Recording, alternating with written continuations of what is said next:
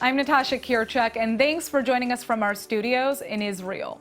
Coming up in today's newscast, Israel busts an alleged Iranian terror cell operating in the West Bank. The Knesset takes a big first step towards the death penalty for terrorists. And did you know you can buy a world-class meal for only 8 shekels? Well, you can, but it's only here in the Holy Land. Stay tuned for the latest news in Israel.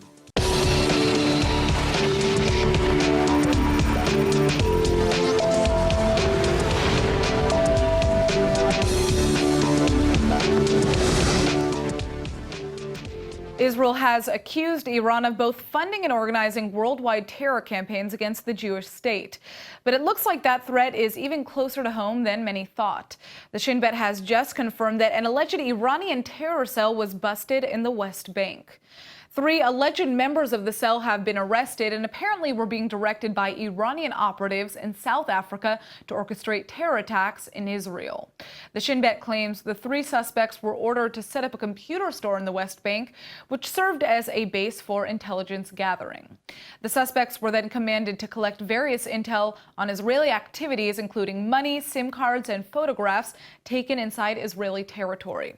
Apparently, the main suspect, a 29-year-old Palestinian computer science student, was recruited into the spy ring by his cousin after he returned from South Africa. Israeli officials claim this cell has been operating for over 2 years in the West Bank. Prime Minister Netanyahu says this is clear evidence that Iran isn't content with merely funding terror groups like Hezbollah and Hamas, but is also clearly trying to organize terror attacks directly inside Israeli territory. Well, a controversial bill allowing the state to order convicted terrorists to death has just cleared its first hurdle. Proponents, including Prime Minister Netanyahu, say it's high time that terrorists should face the death penalty, but many argue it actually works against Israeli interests and may actually lead to even more terror attacks against Jews worldwide. ILTV's Aaron Porras is here with the details. Now, Aaron, what are the arguments behind why this death penalty would increase terror worldwide? So the Shin Bet is afraid that this would agitate Israel's enemies, similarly to how recognition of Jerusalem as Israel's capital would agitate our enemies, and you see riots and protests and things like that all over the world right now. So that's what they're worried about primarily. But supporters of the bill are very confident that it would dissuade more terrorism than it would inspire. Now, we can't ignore the fact that Jewish citizens have also been convicted in the past of similar acts of terror against Palestinians, even murder. Would this law go both ways? Would Israeli Jews also be subject to the death penalty? One would assume so. I mean, everybody in Israel would be subject to an Israeli law. That being said, even if this were to pass through the final vote, it's unlikely that it would be used, as a blanket response to every act of terrorism perpetrated by a Palestinian Arab, Israeli Jew, or otherwise. And I'll explain right now why in my report. אני חושב שבמצבי קיצון יש גם היגיון פשוט. וההיגיון הפשוט הוא שמי ששוחט וצוחק לא יבלה את יתרת חייו בין כותלי הכלא, אלא יוצא להורג. If passed in future readings, the new legislation would allow a simple majority rule to give convicted terrorists the death penalty. Israeli courts already have the power to order the death penalty, but it requires the unanimous consent of 3 military judges. At this time, the death penalty has only been used once in Israeli history, against convicted Nazi war criminal Adolf Eichmann in 1962. But Israel's Shin Bet security agency is one of the leading voices slamming this new death penalty legislation, arguing that putting terrorists to death will only invigorate future terror attacks and even trigger kidnappings of Jews outside of Israel all over the world. Defense Minister Lieberman apparently furiously stormed out of the meeting when criticism against the death penalty was raised, but Prime Minister Netanyahu has put his full support behind the bill. Clearly, this is not only a large political issue, but a very personal one as well. The Israeli government is clamping down on the country's community of African asylum seekers once and for all. The Knesset has officially notified them that they have 3 months to voluntarily be deported to an unspecified African country, or else they'll be thrown in jail. ILTV's Brett Allen Smith is here with details on this plan. And Brett, how exactly does this work? Will everyone be forced to leave at once, or will anyone be allowed to stay? Well, the government has been pretty clear that no, at the end of the day, no asylum seekers from Africa, man, woman, or child, will be allowed to stay in Israel. That's really the government's endgame here. This ultimatum is only the first step in a much larger plan, and this new deadline means that as of March, all single African men living in the country will be forced to choose between either deportation or imprisonment in an Israeli jail, with similar deadlines for families and visa holders soon to follow after that. Now, this obviously is a controversial topic, and I'm sure you'll get into both sides of it in your report, but could you break down those two options for us? What exactly is the reality of deportation? Well, that's exactly what makes this such a controversial issue, because in almost no other developed country is forced deportation even legal, and usually there's a very good reason for that. Most of these asylum seekers are Christians, mostly coming from Eritrea and Sudan. So when you hear stories about African migrants being dropped off in Rwanda, as Israel has already done in the past, you get some really chilling accounts. You hear Like the stories one from last week that we put in exactly, the show. sure. You hear stories of trafficking, of abuse, of people just going missing, which is why this is generally outlawed across the board. Obviously, there's a lot to dive into here, so why don't we go ahead and take a look at the report. Though most countries consider these asylum seekers refugees, Israel has taken a hard line in defining them as illegal infiltrators. Thousands first fled to Israel without visas nearly a decade ago and claimed to have escaped genocide, persecution, and indefinite service in a slave army seeking a better life in the Jewish state. המשימה השנייה היא להוציא את אלה, המסתננים הבלתי חוקיים, שחדרו לישראל באופן בלתי חוקי לפני הקמת המכשול. כאן היה מדובר בכ-60,000 איש, אנחנו הוצאנו כ-20,000, ועכשיו המשימה היא להוציא את היתרה. השנה אנחנו הוצאנו כ-4,000, והמאמץ הגדול הוא להוציא באופן משמעותי את רוב אלה שנשארו שהם שוהים ומסתננים בלתי חוקיים בישראל. Making good on this threat, the government has just made its final ultimatum. Asylum seekers must now agree to be deported to an unspecified African country, presumed to be Rwanda, or else be thrown in jail indefinitely. Single men are first in line to face the 3-month deadline. If they reject me, it's better for me to wait in prison than to go to Rwanda, because I don't know what is in Rwanda waiting for me. Even though we, as asylum seekers, as the government, to tell us what is the deal in Rwanda. We don't know nothing about Rwanda. But what I know, a lot of people live in this country, they took their documents from them when they are arriving in the airport. So they are smuggling them to other countries. Nobody is staying in Rwanda. That's what I know. The government maintains that deporting every last man, woman, and child will be ultimately necessary in securing Israel's borders, but human rights groups have widely condemned this controversial tactic and agree that forced deportations means likely danger, if not death, for Africans already fleeing persecution.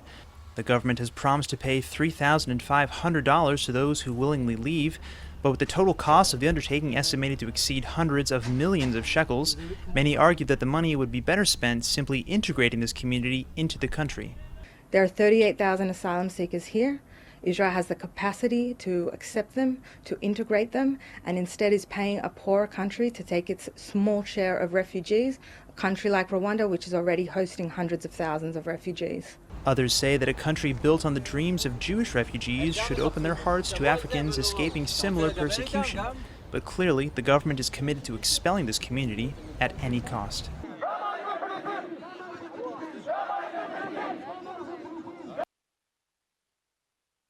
Well, rough to watch. Okay.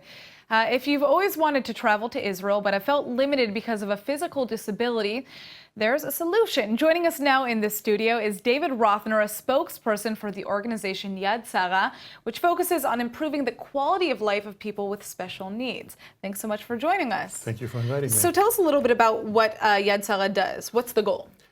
Yad Sarah is the largest volunteer organization in Israel, and it provides various services, home care services, to enable people to continue living at home. Everyone prefers staying at home with the family, with the community, and not going out and being in a hotel, in a hospital. So the most popular service is lending medical equipment, but we have emergency alarm systems and rehab centers and dental services for people that are homebound, and projects for the homebound, and Children's Enrichment Center, and guidance and exhibition centers. So I understand. All guided for people to continue living at home despite their disability. Now, I understand that you have a special service for tourists that are coming to visit Israel. Can you tell us about it? People want to travel, and they're afraid. They said, I want to come to Israel, but I may need an oxygen concentrator. I need special transportation. In Israel, transportation for disabled people between cities is impossible. Yeah. So we people could call us in advance, send us an email, and we'll provide them with all the services they need, which are transportation from the airport. We could equip their room in the hotel or wherever they're staying. Even if they're moving from one place to the other, we have over 100 branches, and we could transfer and provide equipment. And it could be oxygen concentrators, it could be hospital beds, it could be a hoist, it could be wheelchairs, crutches. If people are injured during their visit, they could always come to one of over 100 branches and pick up. Everything is free. And well, the thanks that we get from people that said, I didn't believe that I would be able to come. Well, I mean, it sounds like an amazing service, and I know many people who have always wanted to come here and just haven't, or have felt that they don't have the ability to do so. So now I'm going to direct them to you guys. Thank you so much for joining us. Thank you. All right. Earlier this week, we introduced you to Sherman, one of the cutest and, yes, chubbiest hedgehogs we've ever seen. Sherman has been rescued off the streets and is now living in the Ramat Gan Safari, and we're happy to say animal doctors are helping Sherman shed all that weight so that the little guy can walk again like a proper, healthy hedgehog. When Sherman first arrived at the Ramat Gan Hospital, he weighed in at a whopping 1.6 kilos. That's nearly twice as heavy as your average hedgehog. While we'll be the first to admit that all that extra weight is, well, adorable, truth is it wasn't so healthy. In fact, Sherman could hardly walk, and he couldn't roll into a ball like hedgehogs are supposed to. But for the animal doctors at the Ramat Gan Safari, apparently overweight hedgehogs aren't exactly rare. A lot of people put cat food on the streets for the stray cats, which is very nice, but the problem is there's other wildlife that eats it, and there's a lot of protein and fats in the food, which is not specifically for wildlife or hedgehogs. So he's put on a lot of weight, and now he can't defend himself, so he can't roll into a ball. And until he loses enough, he's stuck with us exercising. Zookeepers are keeping a close eye on Sherman and keeping the little guy on a strict diet for healthy hedgehogs. Sherman's already dropped over 120 grams since he arrived off the streets. The team at the safari hopes Sherman will be slimmed down to a healthy weight soon and can be released back into the wild as soon as this summer. We're rooting for you, Sherman. Top Israeli intelligence units are looking for the next generation of counter-terror agents in high schools. Though agencies like the Mossad and Unit 8200 have always had their eyes open for exceptional teens, a new Army program has just started offering them courses in high school, which means by the time they enter the Army, they're already fully trained and ready to go. The program works directly with the Ministry of Education, offering Israeli high schoolers a chance to take intelligence courses specialized in cybersecurity, also known as big data. Big data has become an especially critical part of Israeli counterterrorism, as terror attacks become increasingly international and often use the web for organization. Detailed monitoring of social media is also a crucial component here, especially in the age of lone wolf terror attacks that aren't linked to any organized terror cells. These courses, which are now being offered in high schools across the country, give Israeli 16 to 18-year-olds a chance to train for elite units like the Mossad and Unit 8200, preparing them for the difficult but essential duty of maintaining Israeli cybersecurity. The idea of fresh recruits entering these top jobs fully trained and ready to go from day one would definitely be a dream come true for the IDF. Today, companies that want to be successful must use advanced analytics. Joining us now in the studio are Keren Shaked and Amir Raskin, the co-founders of the Israeli startup Shudu, which uses wisdom of the best data scientists to create superior prediction products. Thank you guys so much for coming in. All right, so tell us a little bit about what your company does and what are advanced analytics. Break it down for those of us who don't understand what that means.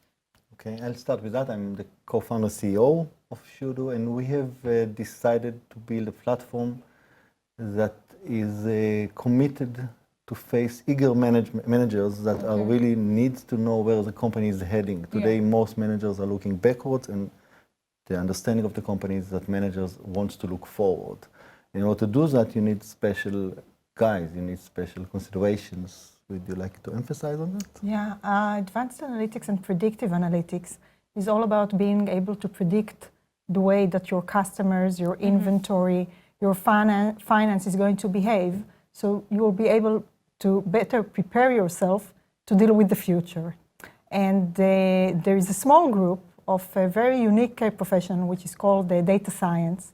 And it's very hard for organizations and managers to find the right people to be able to produce the So models. your platform essentially brings together all the wisdom of the best data scientists, correct? And that's what makes it stand out. What we do is what we allow consumption of solutions directly out of the internet, of packaged solutions, analytical solutions. Behind the scenes, we operate a large community of the best top-notch data scientists from all over the world. And what I want to know is, who are some of your clients right now? that's something we cannot elaborate on, but these are our pilots at the moment are among the largest companies in Israel. We have also a pilot in the States and in Europe. And we are so open you're doing for well business so on far, that. and I saw that you guys also got a big investment, which is a big deal. So congratulations on that. Well, we're all looking forward to seeing the future of where your platform heads. And thanks for joining us. Thank you. Very much. Israel's First Lady, the wife of President Rivlin, is about to take her first stab at showbiz. Nakami Rivlin has just confirmed that she will provide the voice for a character in the upcoming Hebrew release of Paddington 2, the sequel to the hit film Paddington, based on the beloved children's book series. Rivlin was first approached by the film's Israeli distributor after she shared a post to social media commemorating the author of Paddington, Michael Bond. It turns out Israel's First Lady is a huge Paddington fan. The post caught so much attention that it eventually gave the new film's PR department a genius idea: to have Rivlin voice a character in the sequel's Hebrew version release. Rivlin will be voicing a supporting character named Gertrude, wife of the town's stern local judge. The first Paddington film released in 2014 to critical and box office success. The books themselves have been adored for generations, and with the upcoming sequel set to release in just a few months, it looks like we might have another hit on our hands. Who knows, maybe First Lady Rivlin has a totally new career ahead of her as a Hollywood starlet. Israel may have the most startups per capita in the world, but that doesn't guarantee success. Joining us now in the studio is Daniel Shabbat, a strategy and operations executive at Targo Consulting, with more information on what it takes to make an exit. Thanks so much for coming in. Thank you. It's a pleasure being here. All right, so what is the success rate for startups here in Israel? It really depends. It depends on the sector. It depends on a lot of reasons. For example, if you have like a random statistics for a random kind of startups would be like 1 in every 30. Yeah, okay. But if the startup have already been like planned, they have like the whole structure ready, they have the whole process of development, the process of the development of the idea, the development of the product, the whole business plan, the whole strategy, develop the marketing plan,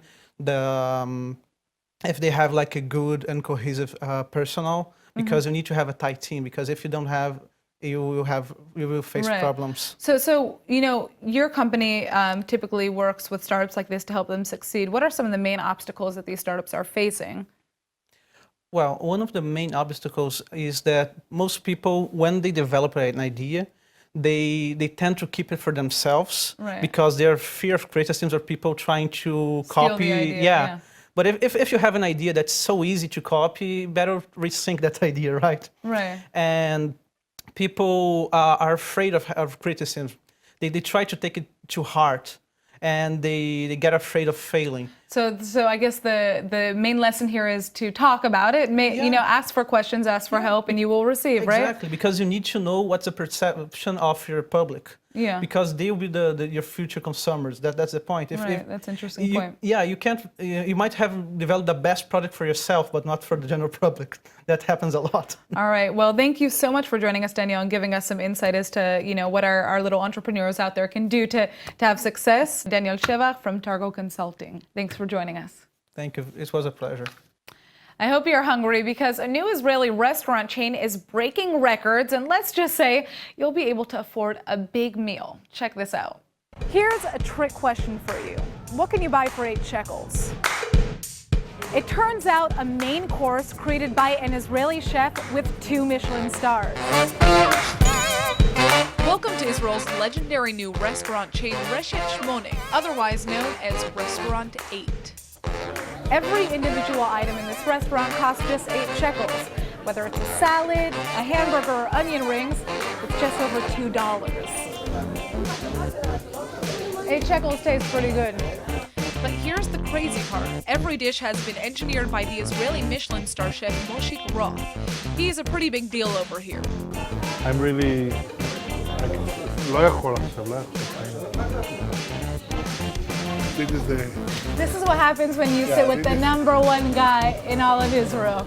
What's on the menu? Chef sandwiches, my friends, from the classic egg and tomato shakshuka sandwich to sloppy joes to hamburgers made of duck, lamb, beef, and even portobello mushrooms. We want to change the concept of low-cost food.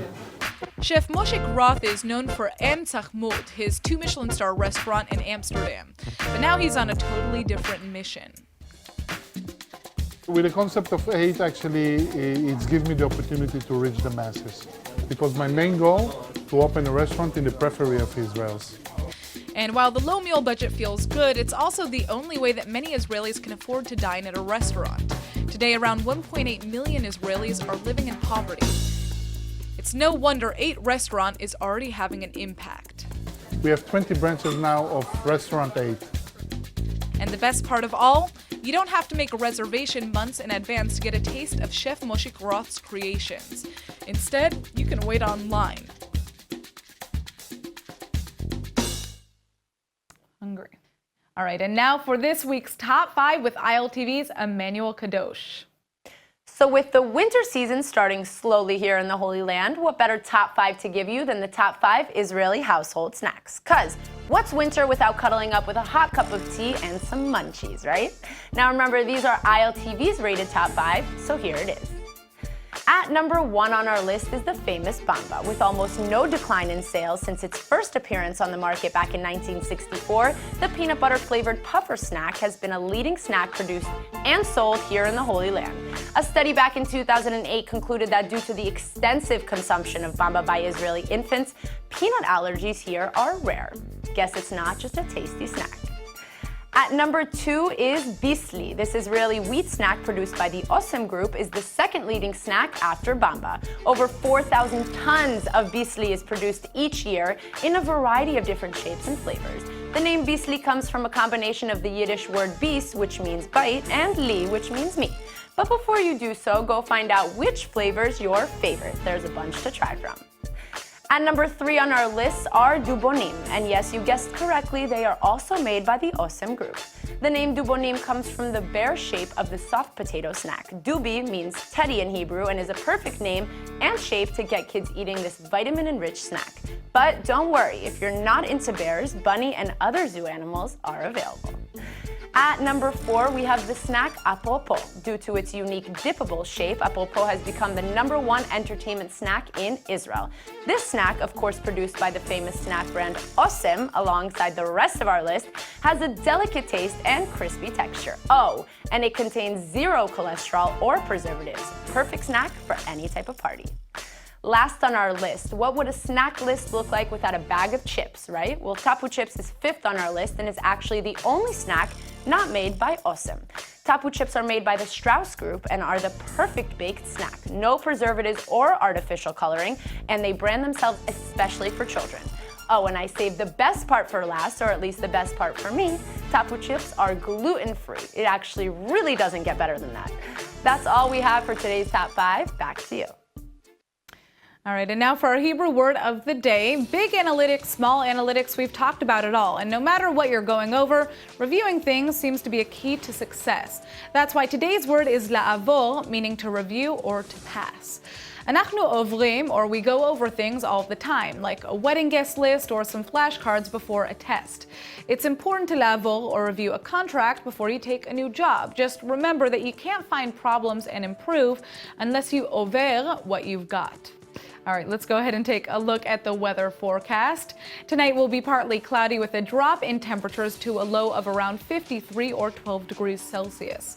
Over the weekend, temperatures are expected to continue to drop with heavy storms across the country and a high of around 64 or 18 degrees Celsius. All right, that's it for today's news. Today's exchange rate is 3.45 shekels to the American dollar. Remember to sign up for our daily newsletter at iltv.tv. I'm Natasha Kirchak, and thanks for watching.